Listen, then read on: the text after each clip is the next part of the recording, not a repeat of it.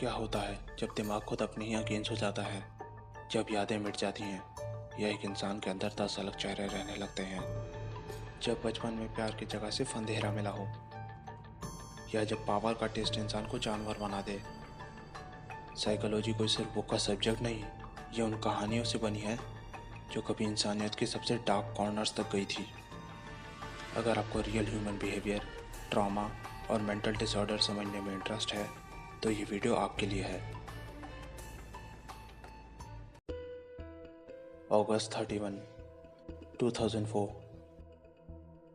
एक आदमी जॉर्जिया के फास्ट फूड रेस्टोरेंट के बाहर बेजान पड़ा था, पूरा कंफ्यूज्ड, ज़्यादा बोल नहीं रहा था। पुलिस को लगा ये कोई होमलेस होगा, पर जब उससे पूछा गया आपका नाम क्या है, उसका जवाब था मुझे याद नहीं। डॉक्टर्स ने बोला डिसोशिएटिव एमनीशिया, एक ऐसा रेयर कंडीशन जहाँ इंसान अपनी आइडेंटिटी, अपना पास्ट सब भूल जाता है। पर सवाल था क्यों? क्या किसी ने अटैक किया या कुछ ट्रॉमेटिक हुआ? उसके पास एक छोटी सी डायरी थी, उसमें लिखा था डोंट ट्रस्ट एनीवन। क्या ये एक वार्निंग थी या सेल्फ डिफेंस? 10 साल तक उसकी आइडेंटिटी किसी को नहीं मिली।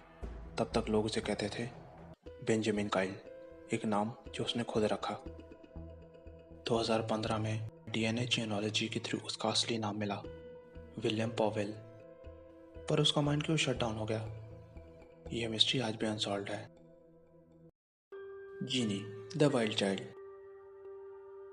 1970 लॉस एंजलिस के एक सिंपल सुबह में एक अनइमेजिनेबल हॉरर सामने आया।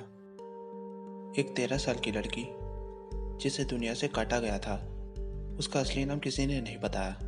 साइंटिस्ट ने उसे नाम दिया जीनी। जीनी का फादर मेंटली इल था। उसने जीनी को एक लॉक्ड डार्क रूम में बंद कर दिया, उसे सिर्फ एक वॉशरूम और थोड़ा सा खाना दिया। 13 साल तक वो इंसानों से बात नहीं कर पाई, वो सिर्फ एनिमल साउंड्स निकालती थी। साइंटिस्ट ने इसे एक अपॉर्चुनिटी माना। एक साइकोलॉजिकल क्वेश्चन था, क्या लैंग्वेज और सोशल डेवलपमेंट के लिए क्रिटिकल पीरियड होता है?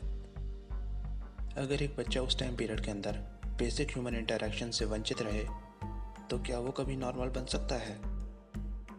जीनी पर एक्सपेरिमेंट शुरू हुए, speech therapy, behaviour observation, learning studies, सब कुछ।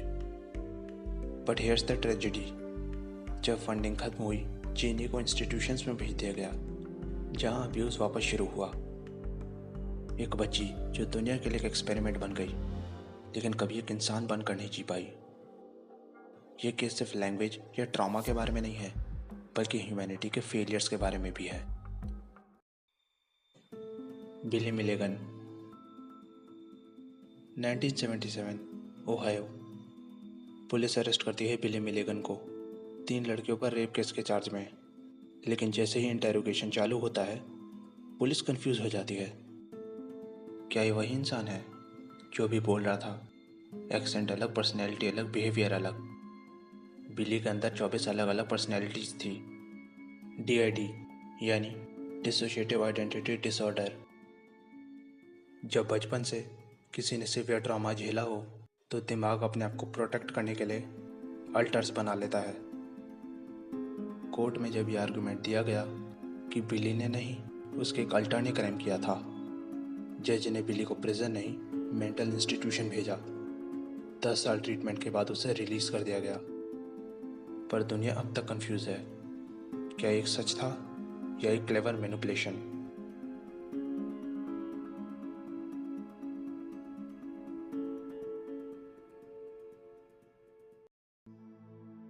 David waiter.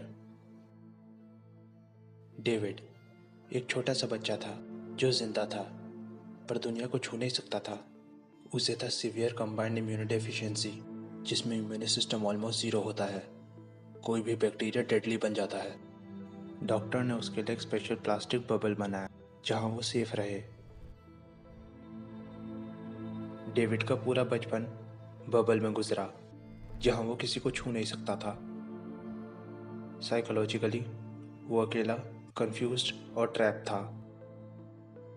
कैसा लगता होगा जब आपको सब कुछ दिखाई दे पर आप उसे छू नहीं सकते? मीडिया ने उसे the boy in a bubble नाम दिया। नासा ने उसके लिए एक कस्टम सूट बनाया, पर उसे पहनने में घंटों लगते थे। 12 साल की उम्र में उसकी इन्फेक्शन से मौत हो गई। ये केस मेडिकल साइंस के लिए एक माइलस्टोन था, पर एक इमोशनल रिमाइंडर भी कि जिंदगी सिर्फ सर्वाइवल नहीं, ह्यूमन कनेक्शन भी है। स्टैनफोर्ड प्रिजन एक्सपेरिमेंट, अगस्त 14, 1971। स्टैनफोर्ड यूनिवर्सिटी के बेसमेंट में एक फेक जेल बनाया गया। रैंडमली 24 स्टूडेंट को सिलेक्ट किया गया। आधे प्रिजनर बने, आधे गार्ड। पहले दिन सब नॉर्मल था, लेकिन 48 घंटों के अंदर गार्ड्स ने अपना बिहेवियर बदलना शुरू किया। उन्होंने प्रिजनर्स को साइकोलॉजिकली टॉर्चर करना शुरू किया। उन्हें सोने नहीं दिया, उनके बाथरूम जाने तक पे कंट्रोल रखा। डॉक्टर फिलिप, जो साइकोलॉजिस्ट और वार्डन थे, उन्होंने देखा जब नॉर्मल लोगों को पावर मिलती है तो वो मॉन्स्टर्स बन जाते हैं। ये एक्सपेरिमेंट दुनिया को ये बताने के लिए काफ़ी था कि पावर बिना अकाउंटेबिलिटी के इंसान को जानवर बना सकता है। और इसमें सबसे डिस्टर्बिंग चीज़ ये थी कि कोई भी इविल बन सकता है अगर एनवायरनमेंट टॉक्सिक हो। ये 5 केसेस दिखाते हैं कि इंसान का दिमाग कितना कॉम्प्लेक्स है। साइकोलॉजी सिर्फ डिसऑर्डर्स के बारे में नहीं, ये इंसान के इमोशंस, मेमोरीज, रिलेशनशिप्स और ट्रॉमा के लेयर बाय लेयर अंडरस्टैंडिंग का नाम है।